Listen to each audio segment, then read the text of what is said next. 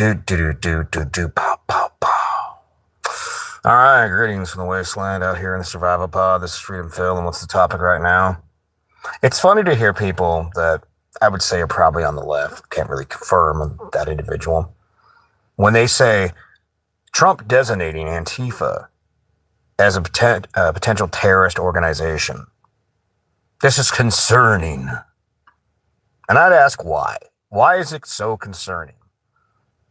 You know, when people talk about it from a First Amendment, protected speech situation. And it's like you're trying to hide behind the First Amendment for what's really going on. So where am I going with this? This is Freedom Phil. Like, subscribe. Let's get into it and always turn up the video speed. Why do I say that? Well, frankly, because most people watch videos at regular speed. You got to wonder what they're doing with their lives. When I upload this, you should be watching at 1.75. Let's get into it. So this guy was talking about Antifa and how it's, it might be a bridge too far to label them as potential terrorist organizations. Well, that's what they are. They're political terrorists. You can't be going into cities and breaking windows, burning cars, assaulting people. And in some cases, if you connect the dots, you'll find out a lot of these people, the murderers, are that are political. Yeah, Antifa is a political violent gang. That's what they are. It's funny how if it's some foreign cartel, some gang from like, say, Venezuela or South America or wherever, we're real quick to fucking, recognize that that's a problem. But in our own country, I guess it's just too messy. But wait, it's not too messy. It's not. Because after January 6th, and yeah, some of the stuff the January 6ers did was jackass behavior. A situation where the only person who died was one of the protesters, a military veteran. All the other deaths that they claimed were things that happened afterwards that had nothing to do with J6. But there were people who got hunted down and were in prison for basically 4 fucking years. Like trying to avoid having trials. Whatever happened to right to a fast and speedy trial. So you're not just languishing away in jail for ages. Oh, we seem to forget about that when it was the Biden administration. You go back and you look at the way Obama and his regime weaponized the court system back in the day. Not just in their favor, but against regular Americans. Where they started looking into Christian groups and protest groups. Look at the way they were trying to weaponize the courts against, like, say, the Proud Boys. Whether you like them or hate them, there's no way you can look at that situation and say that didn't happen. They were doing the very thing that Trump did with Antifa. Where he's like, yeah, we're going to say this is terrorism. Because it is fucking terrorism. A protest is supposed to be a protest where, people hold signs, maybe sing some chants, and, civil disobedience, not burning down and destroying society. Because that's literally what Antifa does. And they're cowards, too. When they're a single lone person, they're the type of person that spits in your food at a restaurant. Okay? But when they get a crowd, just like a lot of punk-ass, weak people, whether it's Republicans or Democrats, you get a bunch of Christians together and they're all really tough when they got the mob, when they got the crowd. And the same thing with the Antifa individuals. Oh, they're the toughest people ever when it's 1 on 10. And here's the other thing. We are still dealing with the courts being rigged for years. There are judges out there, DAs and judges, that are like, oops, that's not a crime. Oops, that's not a crime. Oops, that's not a... Honestly, there needs to be a law passed that if you have one too many people you let out that go out and assault people, and this goes beyond just the Antifa shit. This goes into how these cities lie their asses off about the criminality. And I think part of it is they know they've slowly fostered between the drug problems, and some of the homeless people would have been savable if they hadn't got on the heavy drugs. Maybe some still can be saved. But between, you got groups of people. I mean, what does the modern Democrat Party really represent that's actually pro-American? You know, like, you basically, everything's the apologetic Olympics with the Democrats.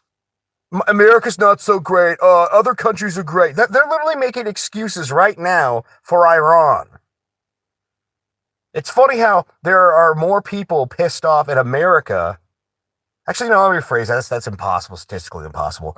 There's these large mobs of people pissed off in America, and the Iranians in America are like, thank God. The Iranian people over there are like, oh God, thank God, thank Trump, thank America for overthrowing the Ayatollah. And yet you see all these Democrat groups, predictably so, and a lot of the media. This is bad. This is regime change. This is bad. We're going to be in a forever war, just like Venezuela, right? Oh, we're in a forever war right now with Venezuela, aren't we? Huh, isn't that something? Wouldn't surprise me if they did Cuba as well. We have a situation on the streets where these judges that continuously let out criminals, these Democrat judges, I think they should be held as an accessory when some bad shit goes down. I do. I think the DA and the judge should be held as accessories to whatever fuck shit happens. You remember that? There was that lady in Seattle a number of months ago who, some psychotic, crazy dude, been out released by the judge God knows how many times, just took a nail bat and fucking slammed it into her head and gouged, the nail bat basically gouged out her eye. Now, I'm not an unreasonable man, but who the hell let that psychopath back onto the street? Oh, it was a Democrat. And then who was the group of people that basically allow the Antifa gang, the Antifa terrorist, political terrorist, out every fucking time? Oh, it's Democrats. But mind you, when J6 happened, and yeah, I think some of the stuff they did during J6 was pretty jackass behavior, and I think it was staged. I think it was a glowy operation. It reeks of a bunch of fucking feds. But all the same, there were people in jail for 4 years for walking into a building. They broke in to the building, they walked in there, and they're like, yeah, and then even some old grannies that were like, they're just part of the group, part of the protest.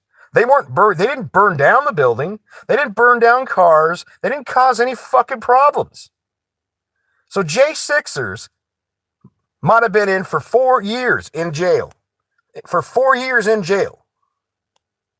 But Antifa thugs, political terrorists, oh, it's a slippery slope if you start, labeling organizations as terrorist groups. They literally are terrorists.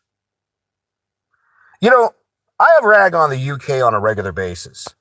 Before all, because I agree with the people that say, hey, let's kick out the fucking foreigners and restore Britain to what it used to be. I agree with that. And I agree with that with America too. I'm not saying kick out the people that are good, legitimate people.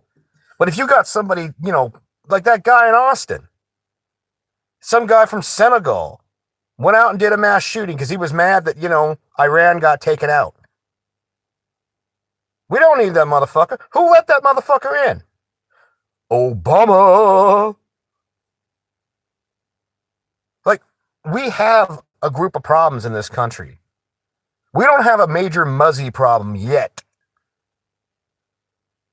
We don't have that problem yet. It's working on it. They're working on trying to bring it in here. Look at the Elon Omar and all their nonsense. They're trying to bring it in. But we do have a domestic terrorist problem. We do. And this idea that Democrat, and a lot of it's just like gutter punks and paid activists that go out there. People basically probably living on the system. I'm going to tell you something. One of the worst things you can do is give people free money. And they're like, well, what do you mean? You give someone a check and they don't even have to really worry about it, whether it's going to show up or not. Then they have all the time in the world to do whatever the fuck they want. They have all the time in the world to do, if you have a job, you have to think about, let me give you this example, like drug addicts. I grew up in the Northwest. There are a lot of old stony smokers out there, stoner smokies. And these people generally worked at wood mills, shake mills, before pee testing was the thing. Some of them were like work at restaurants, janitors, and all. So, they weren't a harm to anybody. They didn't get into the heavy drugs. For me, I don't understand why that matters. Heavy drugs will fuck you up and you won't be functional. Now, some of them did, some of them didn't. But when those people had to work to pay their rent, and the rent was actually reasonably affordable, like when I first got out onto the scene, you could get a little bungalow studio apartment for it was $300 what I was paying. So a lot of people could afford that. They could work a job like fast food or some working landscaping or something, and they could afford to pay that. But then down the road, and I know probably 5 guys that pulled the move. When crazy people started getting checks from the government, like $1,000 a month, that's supposed, they just give you money instead of giving you a house. One of my buddies, he faked crazy at 18. He took some acid and thought he was God, crown jewel of it. And he got an apartment, a little studio apartment, brand new apartment, and some money from the government. And he's never done shit after that. What's the point? What's the point? An individual that has to keep up and make a living, a check, will fuck up less than somebody who always has the money. So what ends up happening with some of these people that we are subsidizing on a crazy check, a disability check, or whatever, and if you're legitimately disabled, I don't have a problem with it. But some of these people become some of the most militant on either side because they got nothing better to do. And so we got hordes of people in the cities. A lot of these homeless people, they are getting money. They won't tell you that. Oh, no. Oh, I'm poor. I sell drugs. I do this. I do that. No. A lot of them, they're just a little, and they're getting free food from food stamps, like $250 there. They get some health care. They broke-ass people that are sane enough to fill out some paperwork can be getting about $1,000 or so a month. Now, if you're living in a tent, that's a lot of money. But imagine for a second you're subsidized to the point where you got your own free apartment and you don't got kids to worry about or nothing like that. Hell, one of my friends, him and his girlfriend were both faking crazy. So they were getting about $2,000 a month and only paying a few $100s for a trailer. They bought a trailer and there was I think $150, $200 a month for their trailer spot. Now, what happens when some of those people become militant? They're not worried about where the money's coming from because the government's going to give them the money. So you get some of these people that think they're revolutionaries. This is the rebellion, man. Capitalism is bad. The 1%. And then enough fucking useful idiots surround these people. By the way, whoever put that like, thank you. Enough useful idiots surround these people. And they all agree with the same. It's no different than religion. And the craziness you'll see people do when they really believe they're doing the right thing. They're doing the will of God. It's the same thing with political movements. Now imagine, after burning some cars, tearing down some statues, vandalizing some businesses, maybe even looting them, the judge just gives you a slap on the wrist or says, we're not going to prosecute you for this. I would argue at that point, the person is emboldened to do more and more of that, just like the people who steal under $1,000 in some, what is it, San Francisco, what California state, where they're like, well, we're not going to charge you if it's under $900. There are a lot of shit under $900. There's big ass TVs you can get for $900. There are a lot of things you could steal under $900. Do you think you're encouraging people to stop stealing? Like I would say, I don't want someone to be doing 20, 30 years in prison. To me, that's just like the 13th Amendment is effectively, to some degree, slavery. People in prisons are treated like fucking slaves. I want the people beaten in public. I want public caning. You're going to do some time, but you're going to get the idea that you have these people getting in and out of jail for stealing shit. And the same way, the same judges and DAs, whenever there's one of these Antifa terrorists, political terrorists, Who's the first person to let them out? The judge, the DA.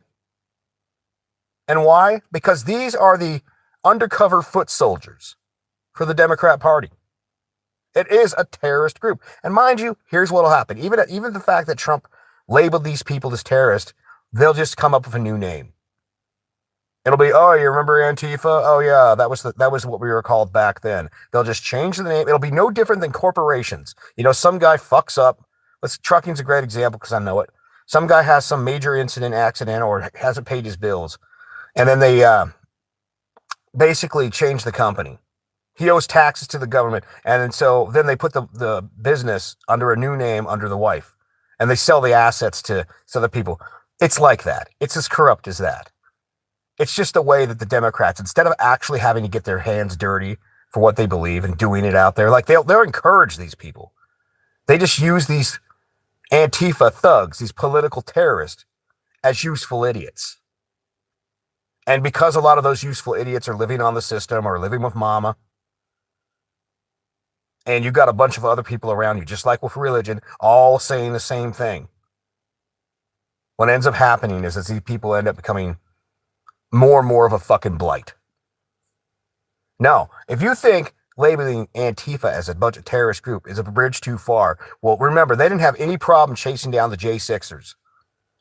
And if I had to, like, once again, in J6, did they burn down the building? They broke in. Ooh, no. Oh, no.